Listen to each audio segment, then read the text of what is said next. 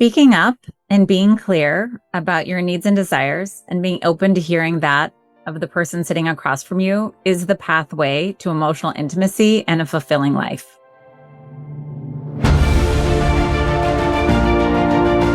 Hello and welcome to the Daily Helping with Dr. Richard Shuster. Food for the brain, knowledge from the experts, tools to win at life. I'm your host, Dr. Richard. Whoever you are, wherever you're from, and whatever you do, this is the show that is going to help you become the best version of yourself. Each episode, you will hear from some of the most amazing, talented, and successful people on the planet who followed their passions and strive to help others. Join our movement to get 1 million people each day to commit acts of kindness for others. Together, we're going to make the world a better place. Are you ready? Because it's time for your Daily Helping. Thanks for tuning into this episode of the Daily Helping Podcast. I'm your host, Dr. Richard, and I am really excited to share our guest with you today. Her name is Tonya Lester. She's a licensed clinical social worker and the author of Pushback: Live, Love, and Work with Others Without Losing Yourself. She's a Brooklyn-based psychotherapist and writer known for her work with relationships and communication. Her essay, Couples Therapist: Heal Thyself, was published in the Modern Love column in the New York Times, and she has been writing the popular Staying Sane Inside Insanity blog for Psychology Today since 2020. She's been featured as an expert in The Guardian, Newsweek, Well Plus Good, HuffPost, Fatherly, and the Bumble site, The Buzz. There's so much more I could say, but I'm just really excited to start talking to her. Tonya Lester, welcome. It is great to have you with us today. Thank you so much. It's great to be here. Well, there's a lot of things I want to ask you, but what I love to find out from people is kind of their superhero origin story, to jump in their kind of time machine and find out what put them on the path they're on today, making such important changes in the world. So let's jump in your DeLorean and let's hit it to 88 and go back in time and talk to us, Tonya, about how your journey began. Well, I was an actress and was very, very interested in keying into the emotional world of characters. And I think that translated directly towards realizing that the only thing I am interested in is people's inner story and the quality of people's relationships. And so I thought, well, I'll become a therapist because that deals with that most directly. And that's not usually what actors and actresses do. So briefly, was you a stage actress, commercials, TV, movies? What kind of actress were you? I was a failed actress, sadly. So people won't be able to look up my IMDb and see 1 million credits, but I did mainly stage and, small independent films, that type of thing. A little bit of commercials, but not too much. But still, like you were able to find that thread, that thing that kept you interested, and your little light bulb goes off over your head, and you say that you want to be a therapist. And so there's a lot of therapists, and I don't usually have most therapists on my show just because therapy in and of itself, well, it's an art. It's very personal. It's kind of a one-on-one thing, but you've been blogging, for Psychology Today since 2020. You started that during the pandemic, right? Staying sane and inside insanity.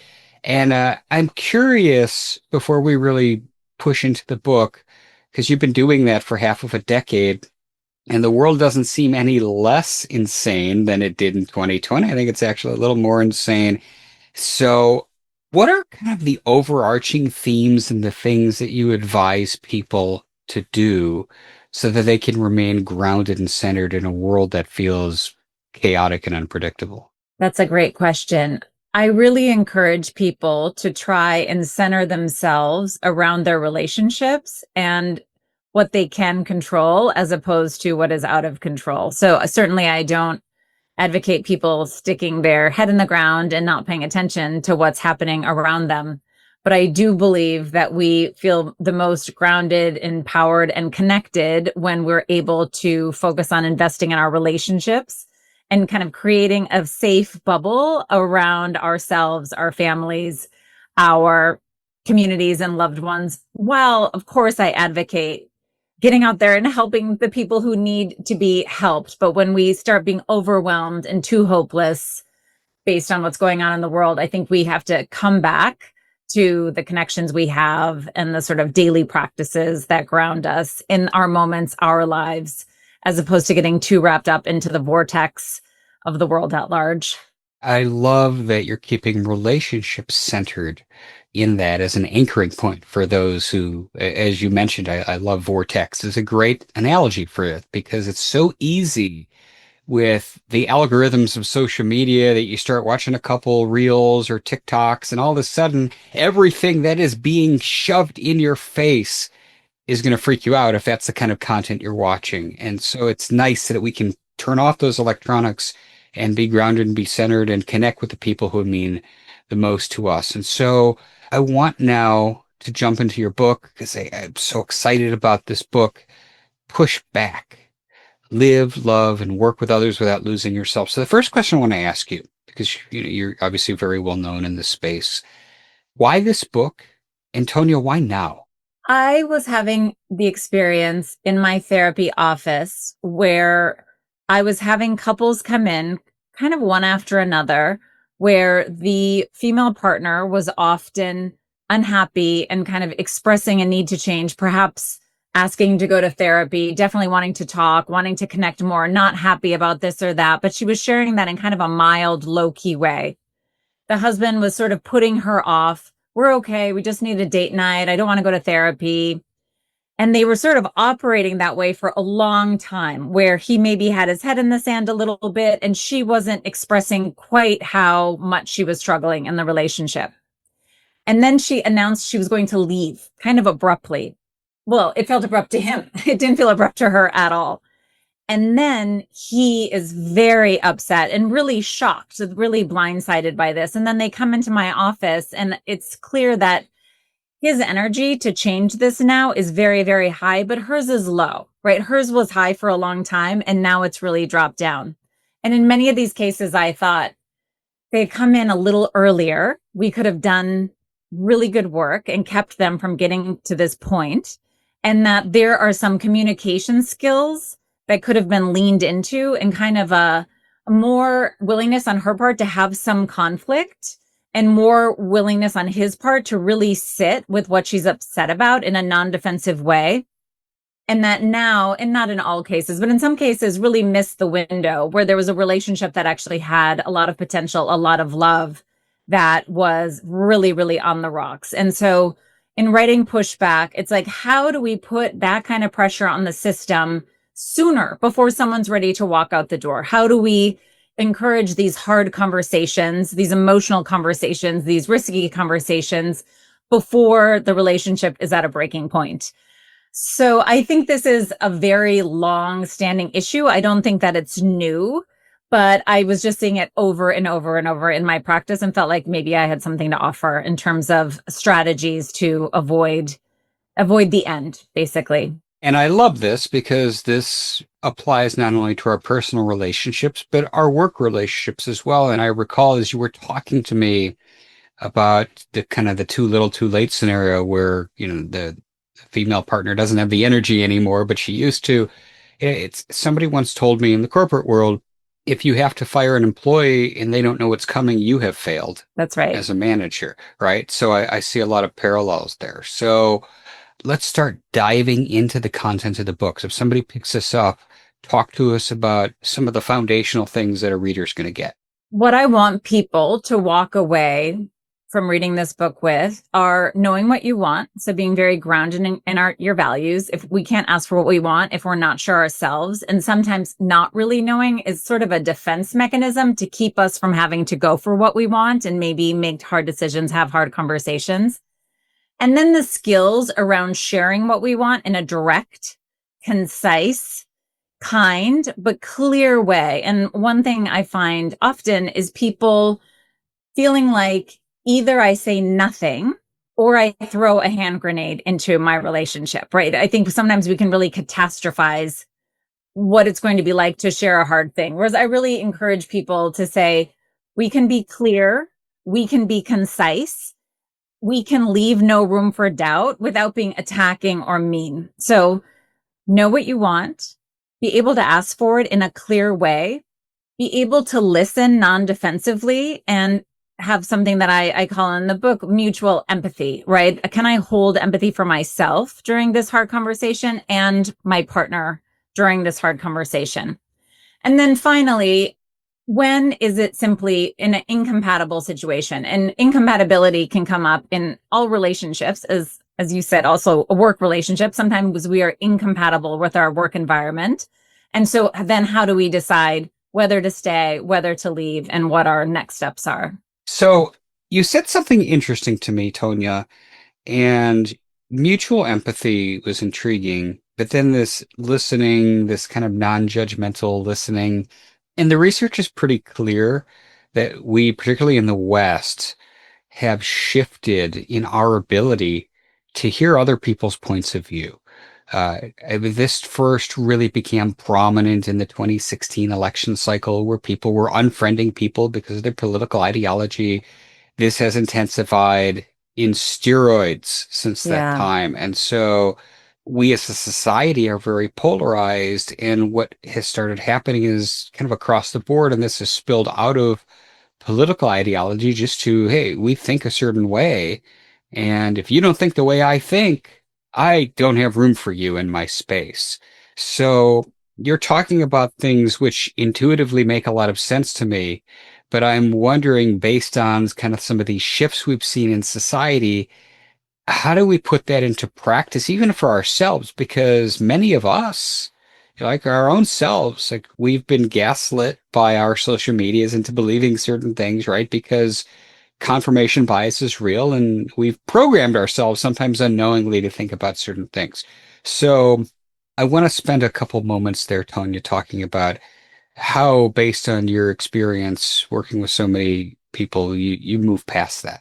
There's a couple things. One is to step out of that rigid, certain, my way or the highway, I am all right and you are all wrong stance into a more flexible, curious way of looking at things. And hopefully we don't think our partner or our boss or our coworker or our sister, hopefully we don't think they are an idiot. And maybe there's times when we're so fired up we do.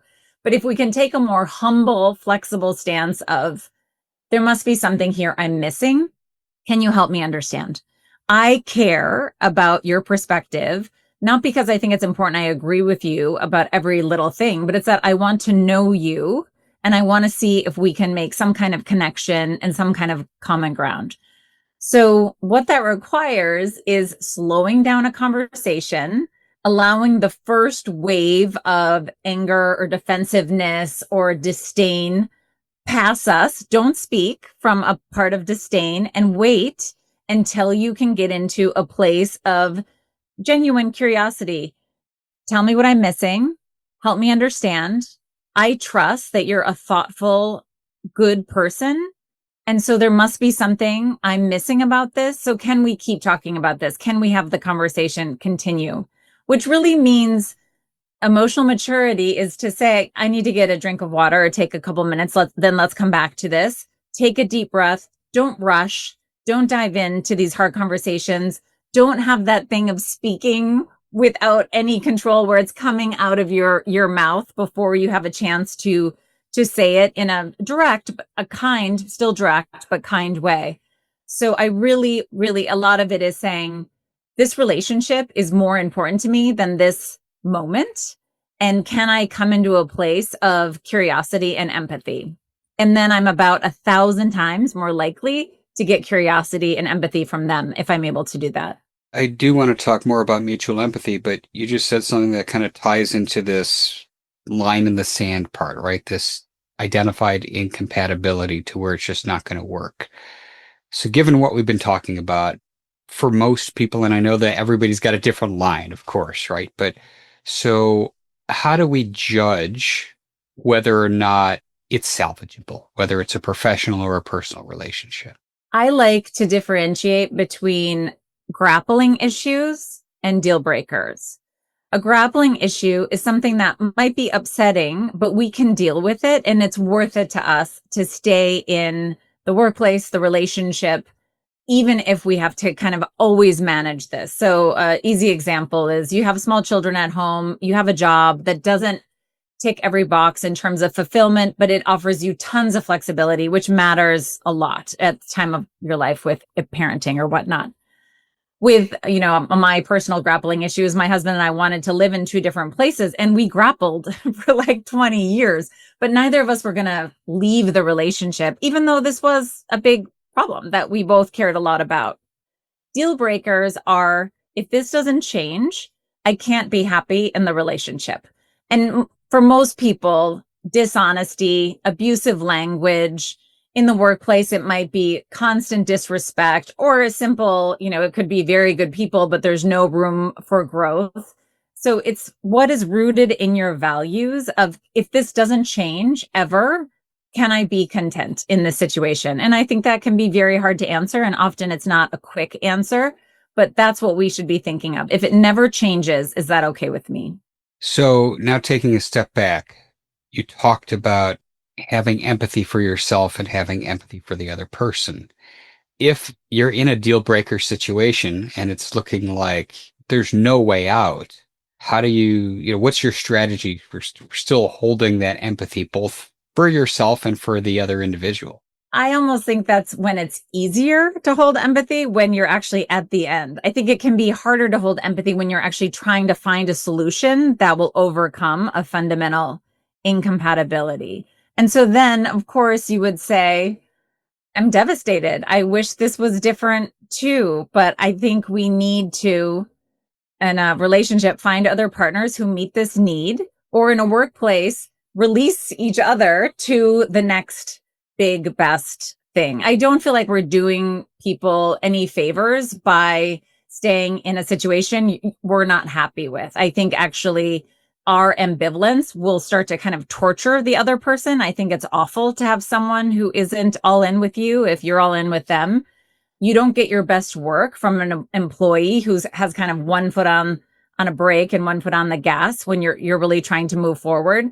So I think we also need to get rid of the idea that we're doing someone a big favor by ignoring our own needs in order to meet their needs. I think usually that comes out either in passive aggression or in kind of a stasis or in a feeling of ambivalence towards them, which I think is very harmful over time. And having done this work at a very high level, I'm curious, what are some of the things that you encountered that are surprising pitfalls for people that maybe aren't so intuitive? Well, I think often people stay silent in order to save the relationship because we elevate harmony to this very important state. And it's harmony for its own sake is a trap. The more we care about just keeping things smooth, the more we will silence ourselves and maybe silence our partner, and the less we will be known, right? So speaking up and risking healthy conflict and saying what needs to be said is how we create a foundation of emotional intimacy.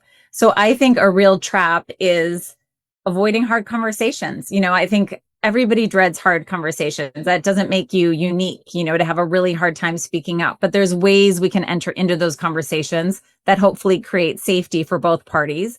And the only way to be close is to be known and to speak up. And so listening to this, I'm thinking also there's going to be a flip side to that, right? So what are the things that if people aren't doing are really good ideas to start doing right away? Have the hard conversations, even if you have a time each week. This is what couples therapy is so great for, but you don't have to have a therapist to do this, where we're going to bring everything to the light, have all the hard conversations, and also, balance that with appreciation and what is going right and giving time both to enjoy each other and to have hard conversations.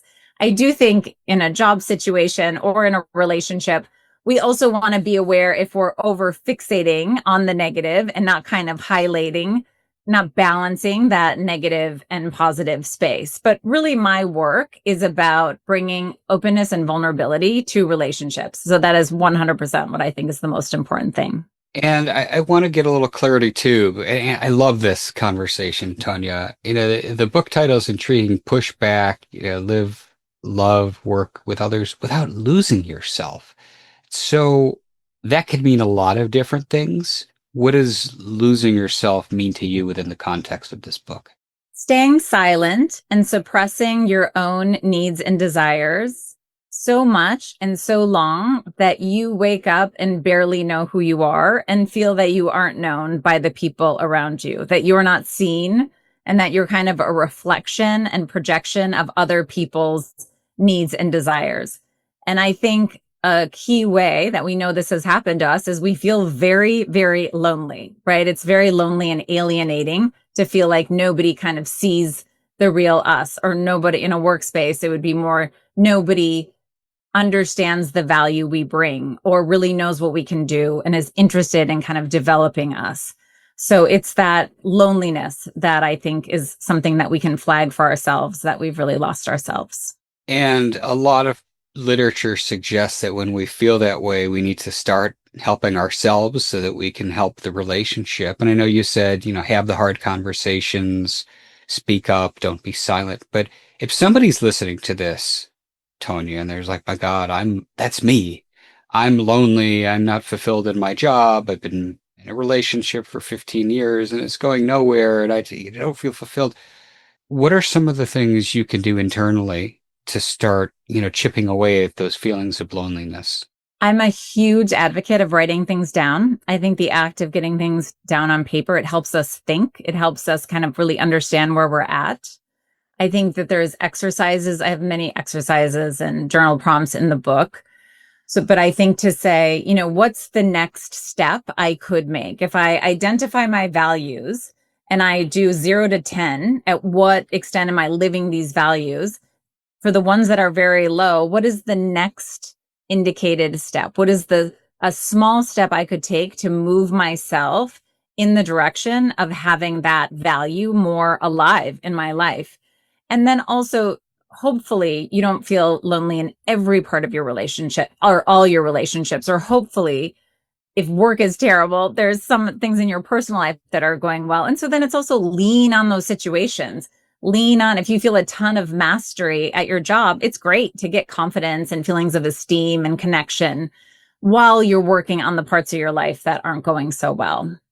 But really, we can change and take action through insight, but we can also gather insight through action. So taking the small steps and moving forward is really, we can't think ourselves to a new life, right? We have to act to a new life. Well, I love that you stated it that way because there are so many people that, especially now, that they feel that they're suffering because of whoever's an elected official that they don't like, or their job is an issue, or the economy. But you're providing a framework. And I like that it's tied back to values because I think values are really the outward expression of who we are, or at least who we aspire to be.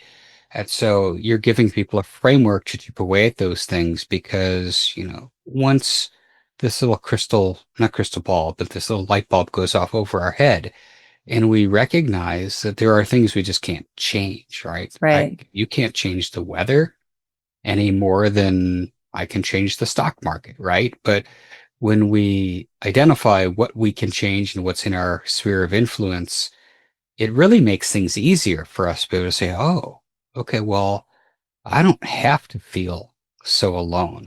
I don't have to feel disrespected in my job. So I like that you have a framework, and that it's through a series of journaling prompts is even cooler because journaling is very accessible, right? Like you don't have to hire an expensive coach to work through that. It's not a lot of time. Say, hey, I can start my day 20 minutes earlier and I can look at one of Tonya's journaling prompts and start healing. So exceptional. Thank you for doing that.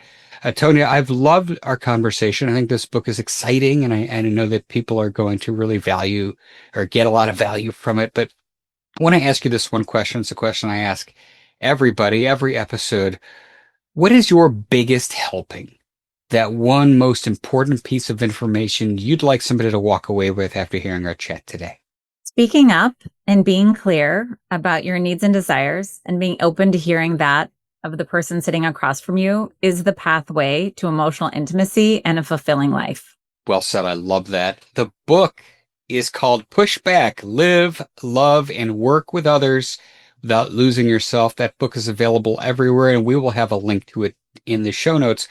But Tonya, if people want to learn more about you or connect with you, where can they find you online?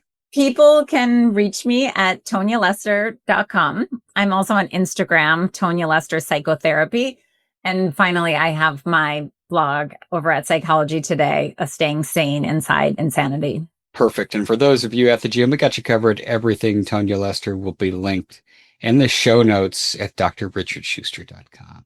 Well, Tonya, I have loved our conversation. This book's so important, especially now with the world being as crazy as it is. So thank you for being you, and thank you for spending some time with us today. Thank you so much for having me. Really enjoyed it. Absolutely. And to each and every one of you who took time out of your day to listen to this conversation, thank you as well.